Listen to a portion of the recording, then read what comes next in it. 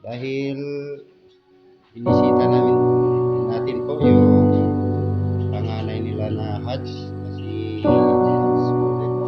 Ayan, guys, tagal na po yung nagkasakit, galing na daw po yan sa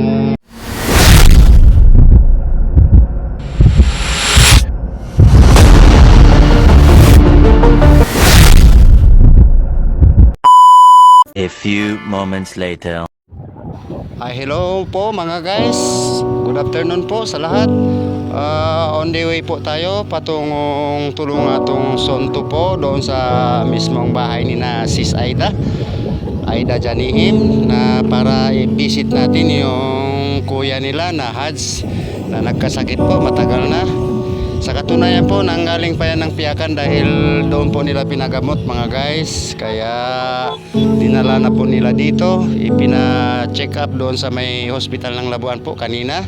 So pagkalabas, dinala din po nila agad dito sa mismong bahay po nila mga guys, dito sa Tulungatong, Zamboanga City, sa may Sonto po. Good afternoon po sa lahat.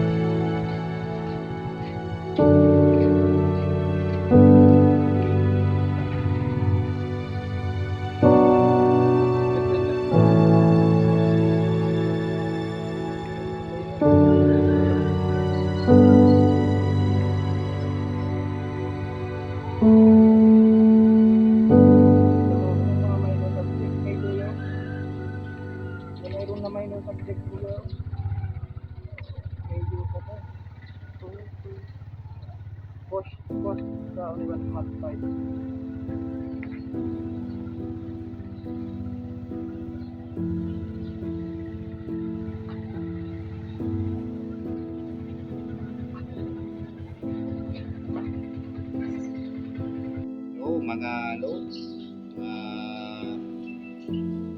masugid kong manonood ng mga video na upload po natin sa YouTube or Facebook, kahit hindi maganda yung mga in-upload natin mga video.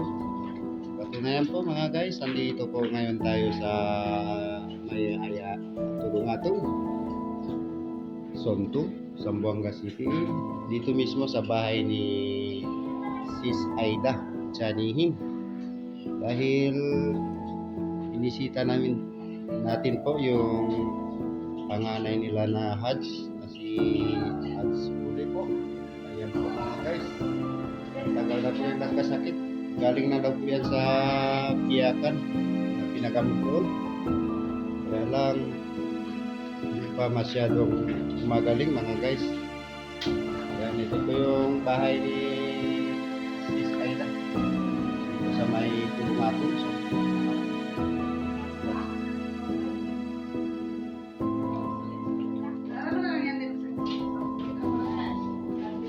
po. Kasama po sina Madam Aisa. Ayan. Saka si Ambeng. Ayan po. Ang thinking. Ito po yung exit. Saka yung puting.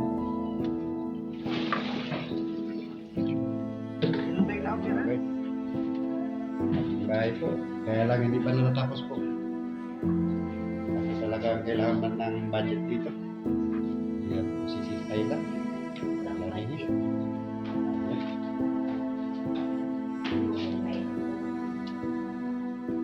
Daming kwarto mga guys. Ayan po. Isa, dalawa. Sila. Tatlo. Kwarto rin po. Ayan. Okay, isang kwarto. Okay, ito po yung sala. Guys. Ito.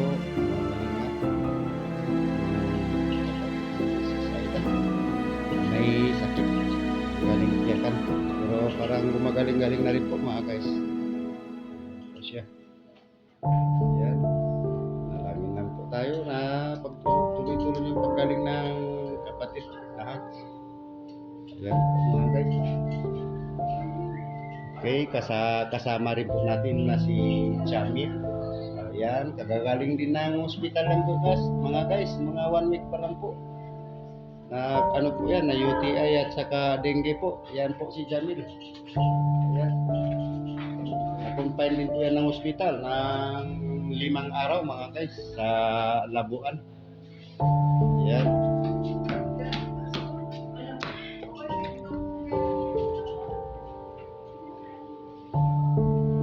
So yung rooftop, patungong rooftop ito mga guys. Sa mismong bahay po ni Sis Aida. Ito po yung hagdanan patungong rooftop. Ayan po.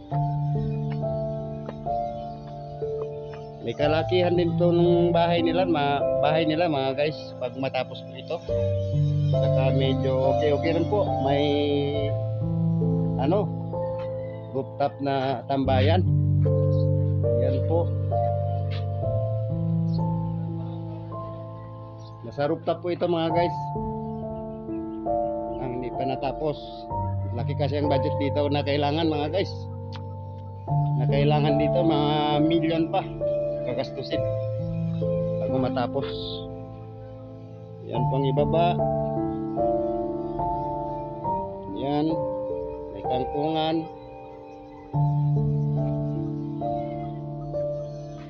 Ganda dito pag hapon na, mga 5:30 ng hapon mga guys. At saka umaga rin. Hindi mainit. Pero ngayon mainit po mga guys. Saka alas 3 pa po ng hapon. Saka kalapit din nila yung mineral water. Yan.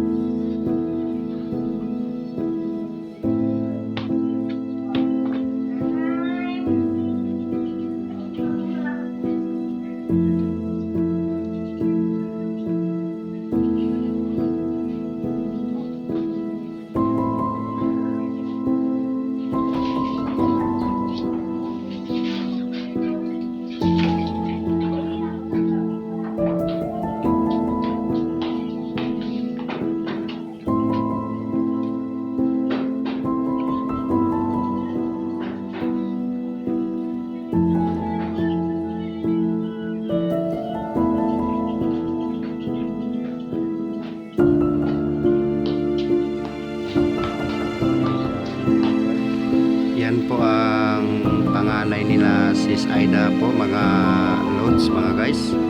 Sana po ay gumaling na po siya. Yan po.